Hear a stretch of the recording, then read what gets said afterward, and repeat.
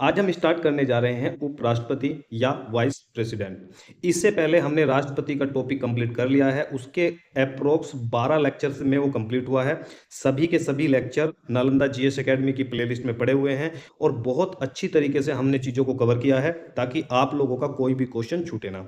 तो आप लोगों को करना क्या है, सबसे पहले उन्हें जाकर देख लेना है ताकि आज का जो लेक्चर है उनसे उन्हें आप कोरिलेट कर सको, क्योंकि राष्ट्रपति और उपराष्ट्रपति के काफ़ी सारे जो एक तरीके से प्रॉपर्टीज़ हैं, प्रोविजन है, वो लगभग समान है। इसलिए जब आप दोनों को कंपेयर करके पढ़ोगे तो चीजें आप लोगों के लिए आसान हो जाएंगी।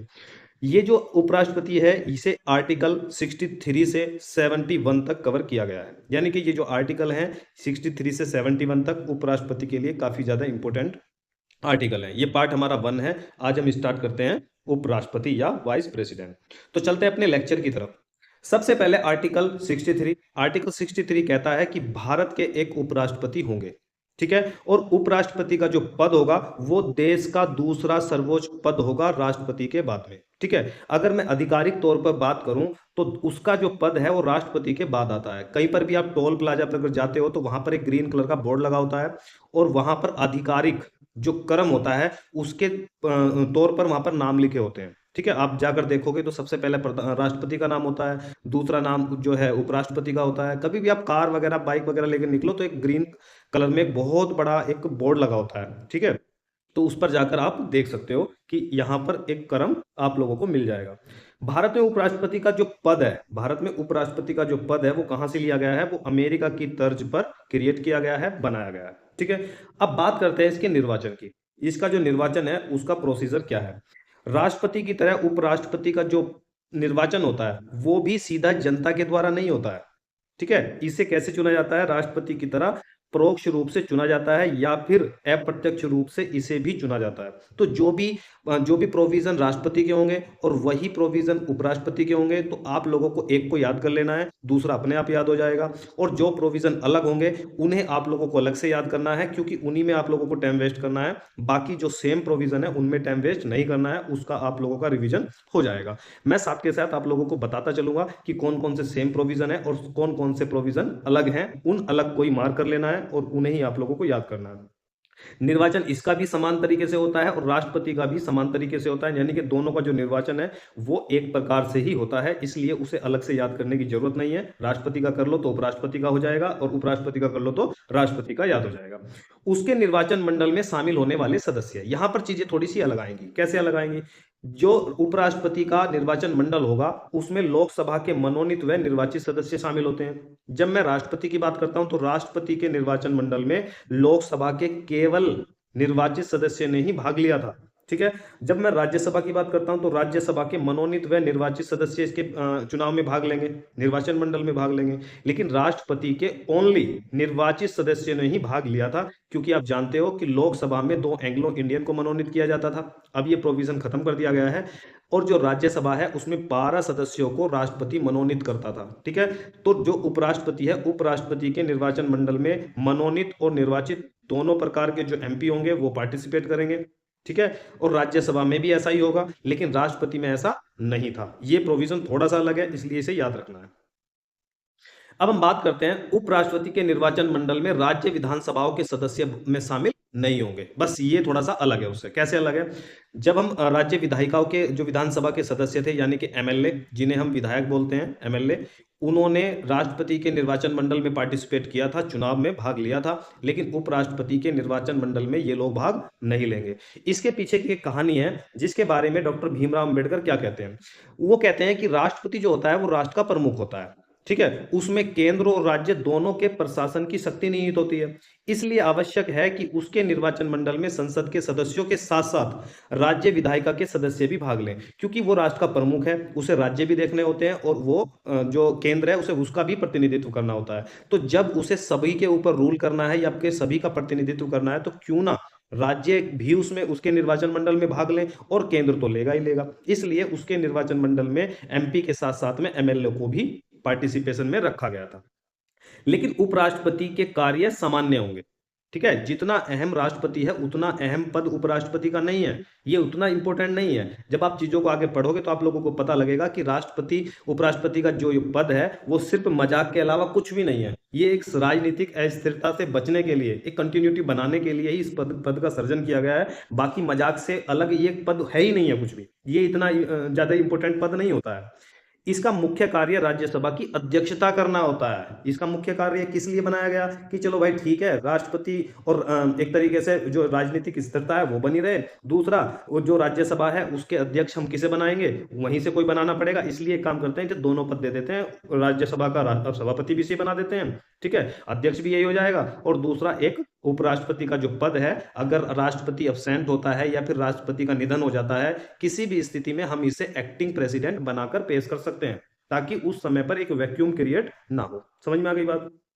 वह एक विरल अवसर होता है, वह एक अल्पकालिक समय के लिए जब उसे राष्ट्रपति के कृत्यों का निर्वहन करने के लिए कहा जाता है। तो भीमराव अंबेडकर क्या कह रहे हैं कि यह पद इतना इंपॉर्टेंट नहीं है, ये एक विरल, एक स्पेशल, एक रेयर केस ही होता है कि जब राष्ट्रपति की अब्सेंस में उसे उसके कार्यवाहक राष्ट्रपति बनने के लिए कहा जाता है। इसके अलावा इसका कोई अस्तित्व नहीं है। समझ में आ रही है बात? और ये इस बार थोड़ा सा इसमें से क्वेश्चन पूछे जाने की संभावना इसलिए है क्योंकि धनखड़ साहब जो है काफी ज्यादा न्यूज में रहे थे, ठीक है, आप जानते हो कि वो सभापति थे, उपराष्ट्रपति थे, तो इसमें से एक आधा क्वेश्चन बनने की संभावना इस बार हो सकती है। इसलिए आप लोगों को क्या करना है, इसे थोड़ा सा इस बार लाइटली नहीं लेना है, इसे अच्छे से पढ़ना होगा, क्योंकि इसमें से क्वेश्चन आने की संभावना इस बार बन रही है। इसलिए राज्य विधायिका के सदस्यों का इसके निर्वाचन मंडल में भाग लेना कोई अनिवार्य नहीं है। तो कुल मिला के बात क्या समझ में आई कि इसके निर्वाचन मंडल में जो एमपी होंगे, टोटल एमपी भाग लेंगे, राज्य विधायिका के जो एमएलए होंगे वो भाग नहीं लेंगे, ठीक है। बस यहां पर थोड़ा सा ये राष्ट्रपति से अलग है। नेक्स्ट हम देखते हैं चुनाव की प्रक्रिया। जो प्रोसीजर होता है इलेक्शन का, वो क्या होता है, जो इसकी चुनाव की प्रक्रिया है और चुनाव का प्रोविजन है, वो आर्टिकल 65 में रखा गया है, उपराष्ट्रपति का चुनाव, ठीक है। ये आर्टिकल कई बार पूछ लिया जाता है। राष्ट्रपति व उपराष्ट्रपति दोनों के चुनाव की जो प्रक्रिया होती है वो समान होती है। किसी एक की पढ़ लो, दोनों की समझ में आ जाएगी। कौन सी होती है? अनुपातिक प्रतिनिधित्व के आधार पर एकल संक्रमण मत द्वारा गुप्त मतदान से होता है, ठीक है। यहां पर मैं ये पूरी प्रक्रिया आप लोगों को नहीं पढ़ाऊंगा, क्योंकि मैं ऑलरेडी राष्ट्रपति के जो लेक्चर थे उसमें मैं इसे बहुत अच्छी तरीके से डिटेल में मैंने डिस्कस किया है। तो वहां पर जाकर आप लोग जो इसकी चुनाव की प्रक्रिया है वो आप वहां पर जाकर देख सकते हो, ताकि आप लोगों की जो अंडरस्टैंडिंग है वो अच्छी हो सके। अब बात करते हैं योग्यता की, इसकी एलिजिबिलिटी क्या होगी, ठीक है। वह भारत का नागरिक हो, तो राष्ट्रपति में भी यही प्रोविजन था, यानी कि दोनों का सेम हो गया। राष्ट्रपति भी भारत का नागरिक होना चाहिए और उपराष्ट्रपति को भी भारत का नागरिक होना चाहिए, तभी वो एलिजिबल माना जाएगा। वह 35 वर्ष की आयु पूर्ण कर चुका हो, राष्ट्रपति का भी यही था, वो 35 वर्ष की आयु पूर्ण कर चुका हो। वह राज्यसभा सदस्य बनने की योग्यता रखता हो, बस राष्ट्रपति यही अलग था, वो लोकसभा के सदस्य बनने की एलिजिबिलिटी रखता हो, योग्य रखता हो। वह राष्ट्रपति की तरह लाभ का पद धारण ना करता हो, ठीक है। लाभ का पद क्या होता है ये हम आगे देखते हैं। लाभ का पद क्या है? किसी राज्य सरकार में, किसी स्थानीय प्राधिकरण में, किसी सार्वजनिक प्राधिकरण में आप कोई भी लाभ का पद धारण नहीं करते हो।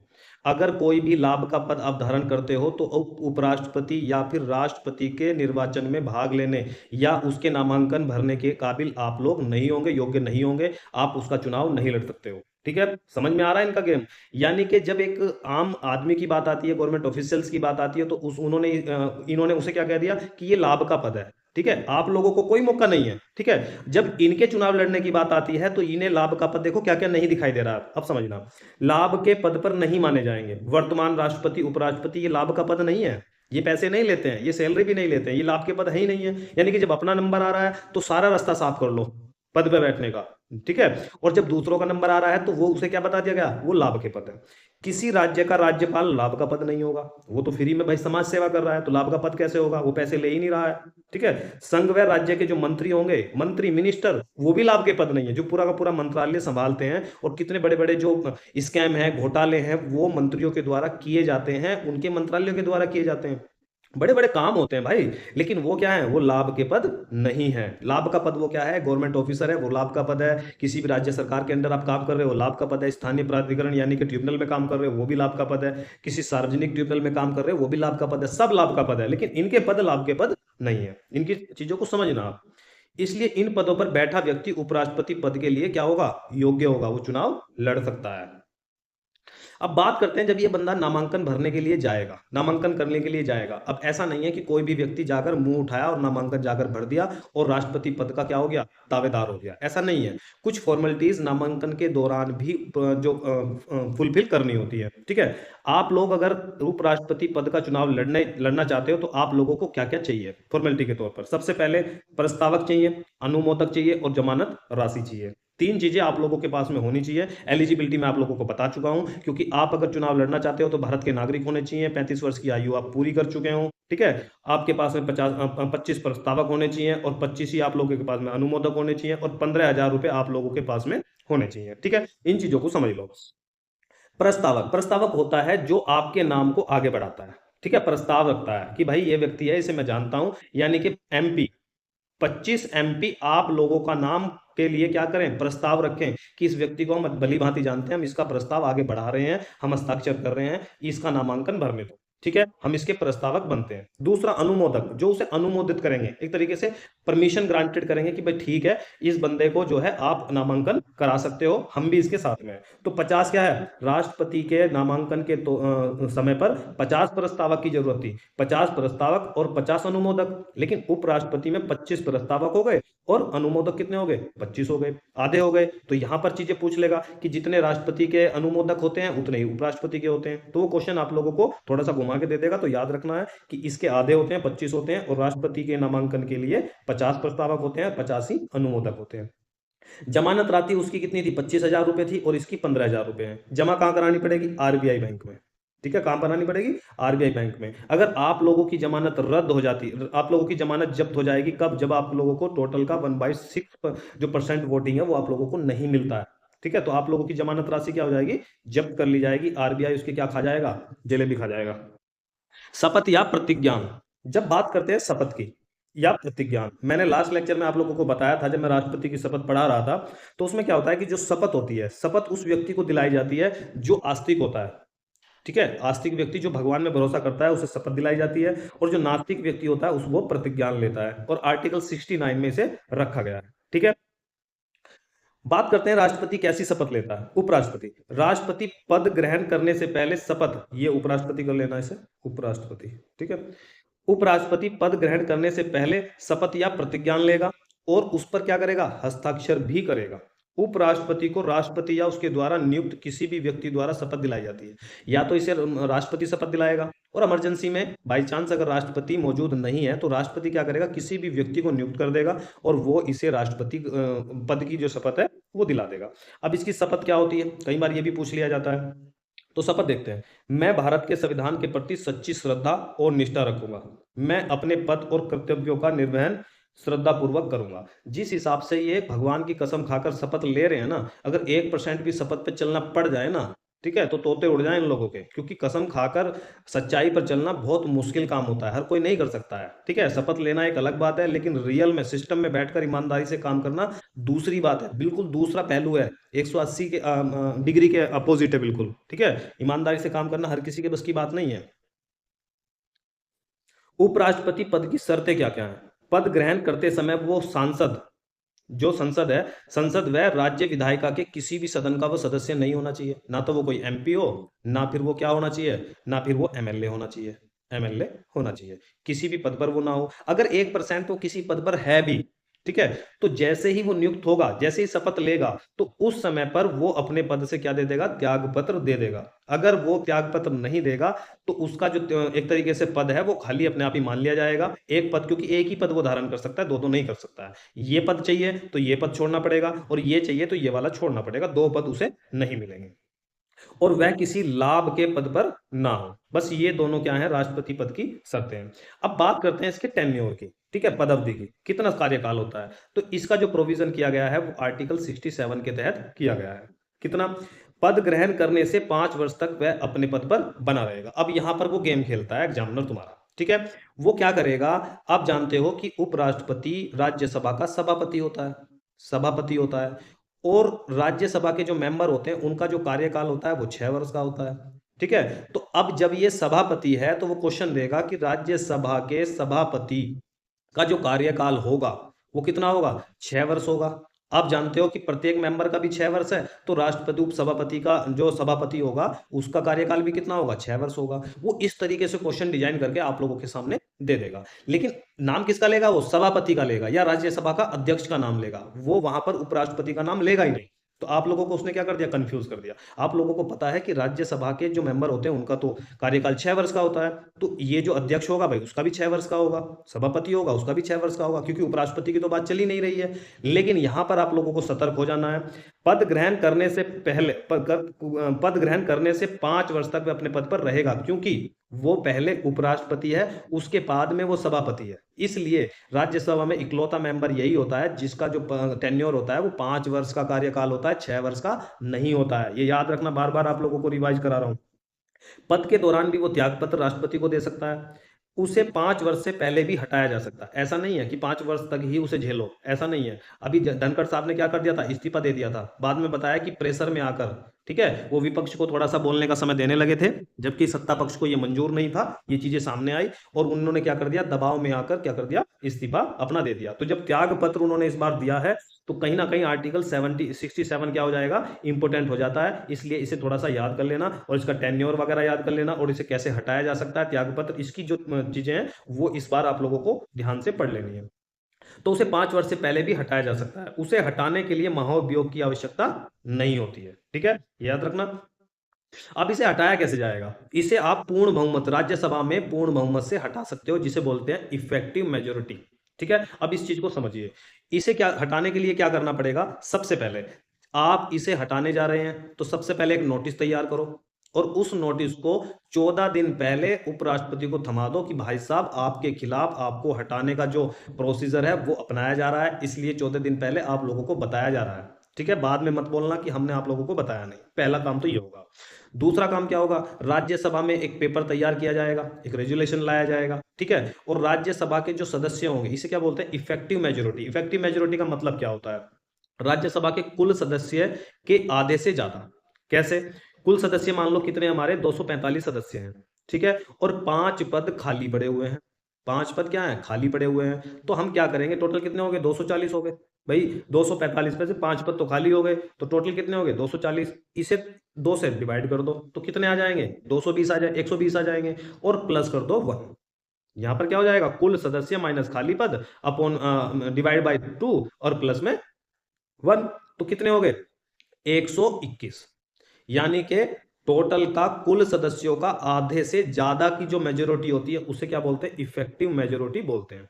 तो ये जो पेपर होगा इसे राज्यसभा में पेश किया जाएगा, रेजुलेशन लाया जाएगा उसके खिलाफ, और उस पे अगर इस इफेक्टिव मेजोरिटी से वो पास हो जाता है तो उसके बाद में लोकसभा की परमिशन के लिए या लोकसभा की एक तरीके से बहुमत के लिए उसे वहां पर भेजा जाता है। जब वो लोकसभा में भेजा जाएगा तो लोकसभा को अब स्पेशल मेजोरिटी की जरूरत नहीं है, इफेक्टिव मेजोरिटी की जरूरत नहीं है।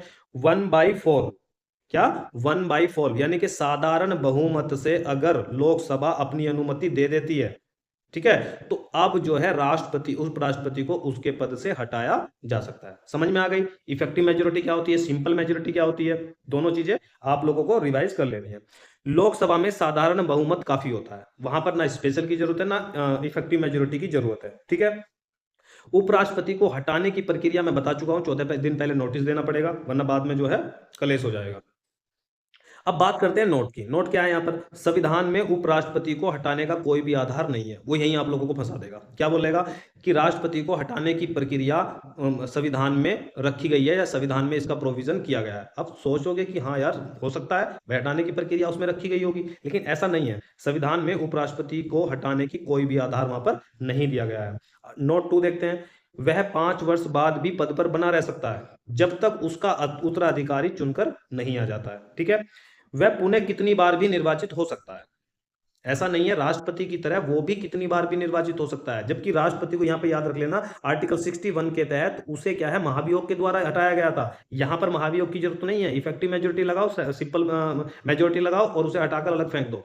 समझ में आ रही है बात, तो ये भी यहां पर भी, ये भी कितनी बार चुना जा सकता है और राष्ट्रपति को भी कितनी बार चुना जा सकता है, ठीक है। तो आज का लेक्चर यहीं तक। चीज़ों को अच्छी तरीके से रिवाइज कर लेना। कोई चीज़ समझ में नहीं आती है तो लेक्चर को रिवाइज करके देख लो, और इसका जो पार्ट बी आएगा उसमें हम इसे कंप्लीट कर लेंगे। आज हमने आधा कंप्लीट कर लिया है और पार्ट बी में हम इसे राष्ट्रपति को कंप्लीटली फाइनल कर देंगे। ठीक है, तो चीज़ों को आप लोगों को अच्छी तरीके से पढ़ना है। लेक्चर अगर आप लोगों को पसंद आता है तो लेक्चर को जल्दी से लाइक कर दिया करो, दोस्तों को शेयर भी कर दिया करो, ताकि आप लोगों के साथ साथ में उनका भी बेनिफिट हो जाए।